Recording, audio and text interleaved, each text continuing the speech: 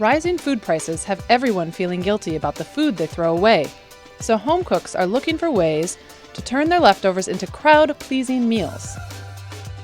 Tamara Adler, author of An Everlasting Meal, Cooking with Economy and Grace, showed us how to make the most out of every ingredient in your kitchen. We are going to combine all of these random olives that we found in our home kitchens and make a delicious topping for toast. We just cut them all together very roughly. These are anchovies that a lot of us have. Those have been in my refrigerator for a good long time.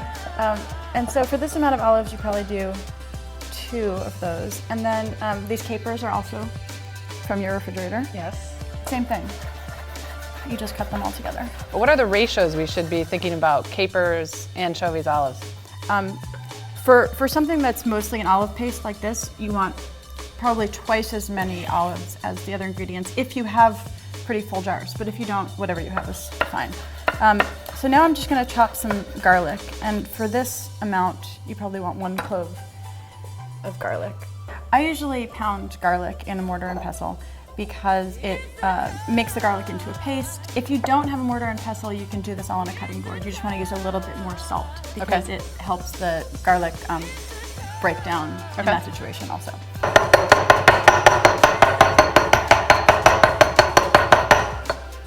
And then we chop up some parsley.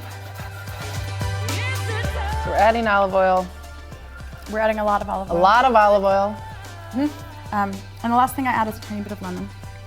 And we just mix this up.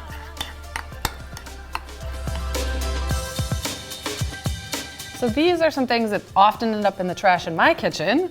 You know, the stem of kale, this big woody stem, the stem of broccoli, or that core of cauliflower. What can we do with those? I like to turn all of these into a pesto, another topping for toast.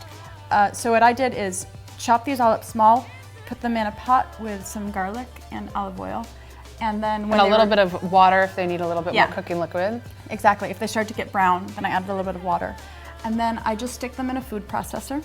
And you can also just do this you can do it all by hand. Just chop it up more finely. The texture doesn't matter. Squish it up if it's soft. Squish it with a masher. And then I also added a little bit of Parmesan, which I grated into here, some more raw garlic, and that's it. Multi-purpose core and stem pesto. So there they are. Great. One of the things that you talk about a lot is how an egg can make almost anything a meal, a well-cooked egg, and preferably a good egg. This is a really great soup because it's really just broth and an egg and more stale bread. So what we're gonna do is cook a little bit of chopped garlic into our broth, and that's the only ingredient that we're using. It just needs to cook for about 5 minutes, and it's just gonna season. I'm gonna add a little bit of sherry vinegar. Okay. But if you don't have sherry vinegar and you only have white vinegar, it'll still be good. So I always crack eggs into another container before I poach them. Why is that? If the yolk and the white break, it's much easier to figure out what to do if you've broken it into a separate container, because if that does break, you can just scramble it later or the next day. All you do is you get pretty close to the surface and you drop your egg into... Gently drop the egg. Gently drop the egg into the broth, and it will take about 3 minutes. So while this is cooking, which just takes a few minutes, we'll make the rest of the soup. One of the things that makes people nervous about poached eggs is that they're worried about overcooking the yolk, but they don't realize that you can just press on it to see when it's done enough. Yeah. Perfect. So you take this, you put it on top of your the stale bread. You just pour great Parmesan cheese, another essential in your leftovers kitchen. A bit of olive oil. Again, right on the egg.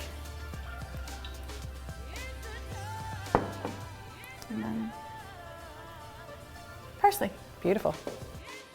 Tamara also suggests sautéing leftover rice with olive oil and a little water, and then topping with leftover garlicky greens, scallions, and of course, an egg, poached or fried. I'm Sarah Nassauer with the Wall Street Journal.